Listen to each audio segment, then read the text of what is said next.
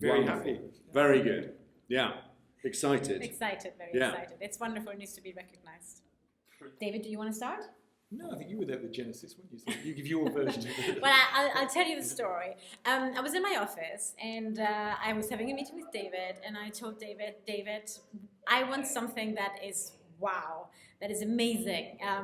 And then he then said, let's do holograms. And I thought, oh my God, that's amazing. Yes, tell me more about that.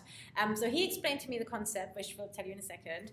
And I remember we stood up, went straight to the dean's office and said, we need to do this.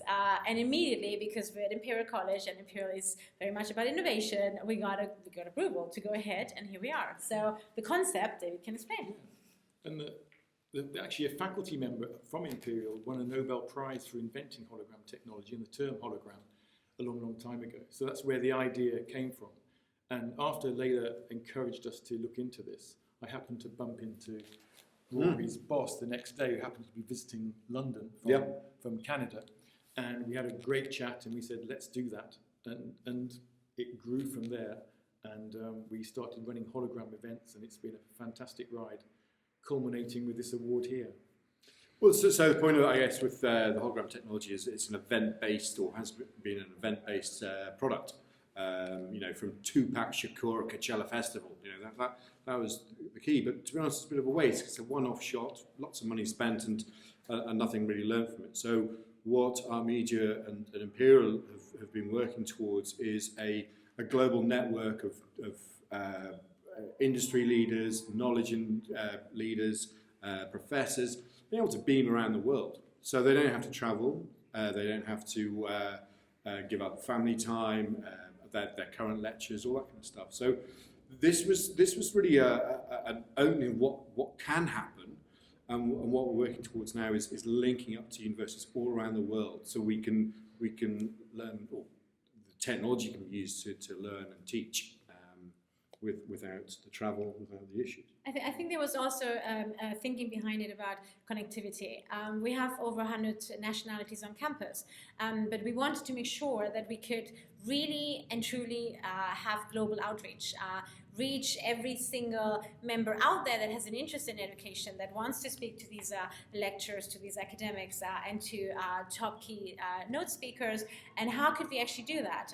And with the hologram, we found a way to have this debate. It's no longer just you're watching a unilateral communication stream. You can actually interact with people from all over the world.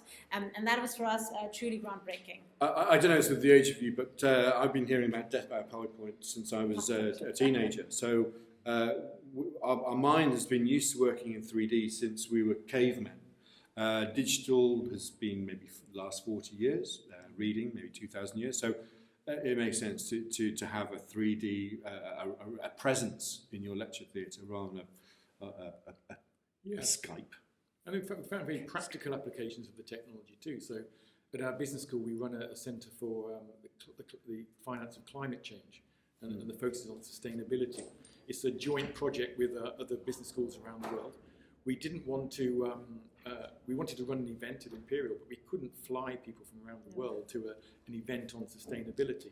So the holograms enabled everyone to come together without a strong carbon footprint. So there's very practical uses of it. Yeah.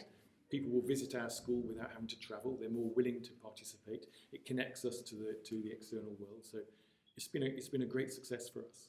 But also what started as a very small initiative, it has now led to research being done on that. So now we're investigating how do students, how do people interact, and how do they react when they're having this hologram experience. So we're having some fantastic follow-up experiments using machine learning on that, and David and our other academics at the business school are exploring it. So it's been a truly fantastic adventure.